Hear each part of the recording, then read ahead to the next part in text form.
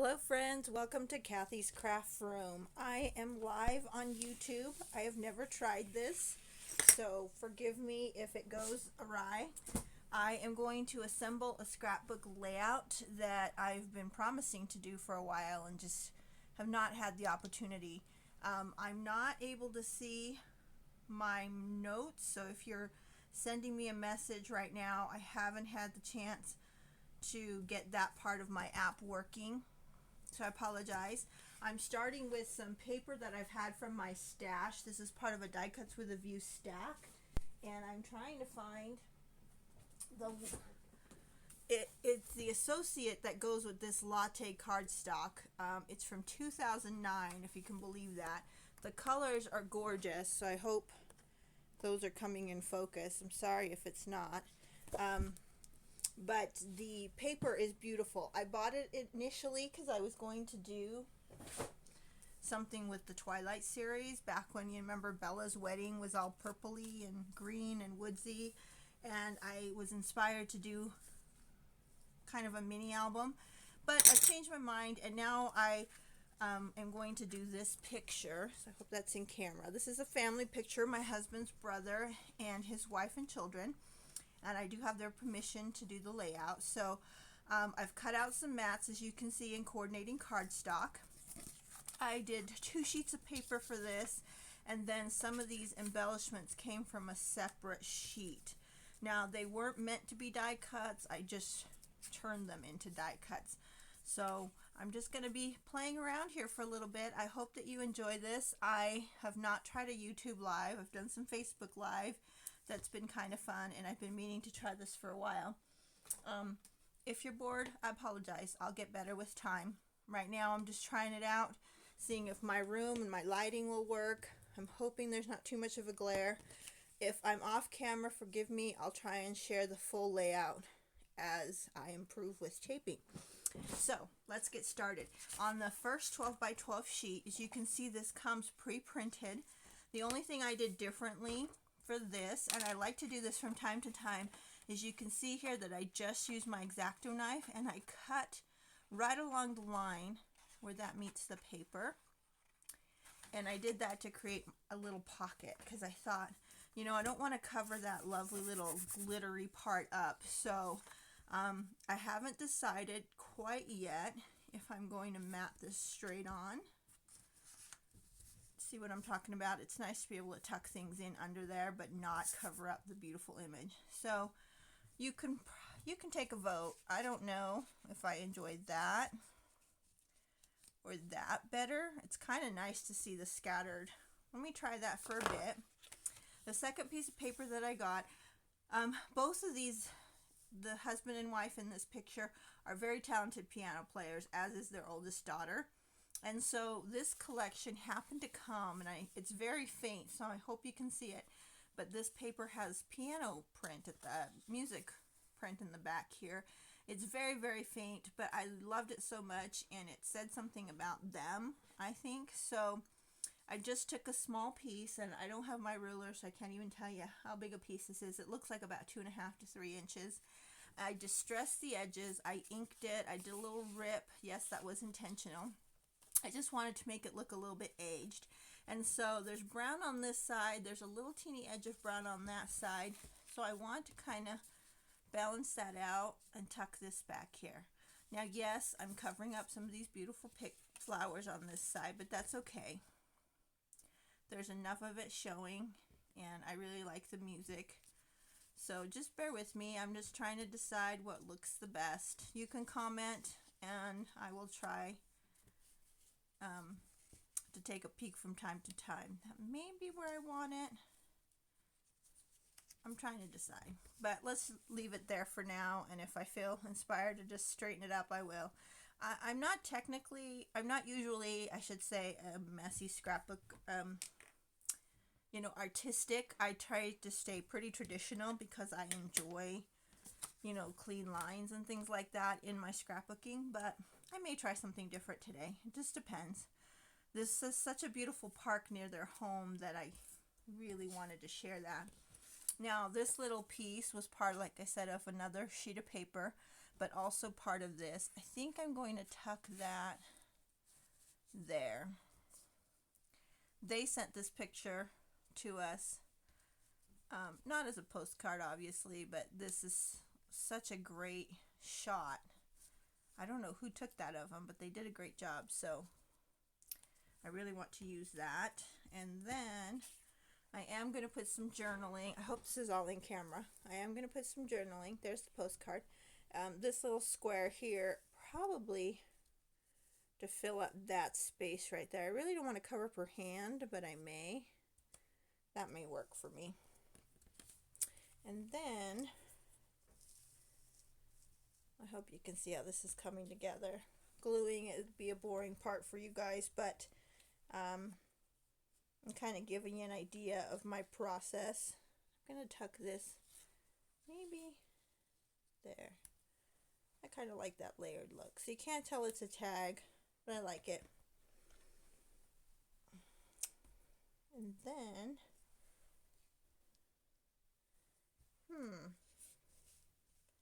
I had a process. There we go. I kind of predetermined some things before I got on camera, just so we wouldn't waste your time with my thought process all the way. And then, of course, I forgot what I wanted to do. I've got this lovely flower. This bridge right here is a beautiful element. I'm not sure I want to cover it up, but really do want to get this flower in there. And then this little circle, I just wanted to give you a different way of thinking about the paper you get sometimes. This was the sheet of paper, and I love all these little pieces, but I would never have used that piece just like that unless I were like making a card. So I cut out one of these shapes, this one. I just fussy cut it. I mean, if you had a circle punch this size, you could do that. And that's going to be my button there in the middle. Now I do have one of those button tools, you know, that can put that on a what's the word, brad, but I don't want to get that out. But I think that's going to be my entire layout. I did have this little memories tab, but it almost competes too much with the heirloom. I wonder. No, I prefer the heirloom. I think at one point I was going to do this with it, but I've changed my mind, so let's leave the memories off. So that's my completed 12 by 12 layout. It's pretty simple. I'm going to do some journaling right there. When I do some die cutting, occasionally there's some punches out of windows and things that get left over. And because I hate to throw things out, I save them. I think what I'm going to do with these, and maybe I'll show this part on camera. That's obviously cute paper, but the wrong color to match the scheme. So to get these pieces to be the right color, and I'm just using this white here for scrap paper. I'm going to take my ink pad. I'm not sure if this rich raspberry will match. So let's try this first. So I'm just going to get my Tim Holtz ink, get one of these tools. I'm just going to change the color of these. Nothing fancy. You've done this before in distressing, but I'm going to pull the color on there softly. Flip these around. I'm going to do 2 in the brown. I'm going to try the purple. I'm not sure I'll like it. There's a sweet sugar plum. I'm going to try to see which purple matches the best. And this one is a rich raspberry. This is just so I can test it out. Oh, that I kind of like. Let me stamp off. I didn't clean that enough. And of course I left my wipes upstairs. Let me try this again. I think rich, maybe, I can't decide. Let's go with sweet sugar plum for now. And if I hate it, we will switch things up. So I'm just going to flip this over, use the other side. That's what I love about these little tools. You can get a lot of use out of them. I'm not the type that puts one per color for my ink pads just because I don't want to stop. and get another color and another handle. We'll just use the one handle for everything. I think I'm liking that. Maybe not. We'll just see here when it looks, how it looks up against the paper. So super easy. If I wanted to put, you know, smiles, love, any little memo. I kind of like the brown. Let me show you on the layout. Over the raspberry. Yeah. I mean, it's okay. I might do 3. And just put some one word little journaling spots to that. And then of course, what page is complete without a little bit of bling? Now, seed beads are a fun bling item right now. I got these little sequins. Ooh, they're going everywhere. Now I happen to mix some colors, and sometimes that's fun, and sometimes I wish that I had separated them out. I'm kind of torn right now, which I'm preferring, but I'm going to lay these out, this little purpley mix that I got. Now these are just dollar store sequins, and they're fun. You don't have to spend a lot of money. That's probably way many, but I'll just pick a few that I like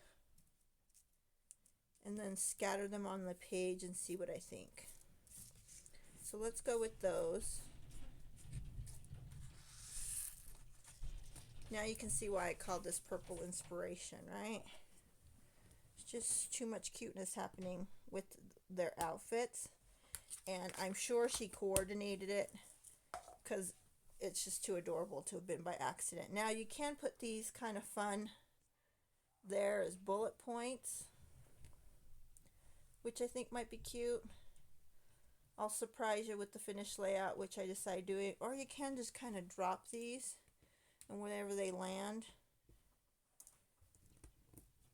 add them to the page.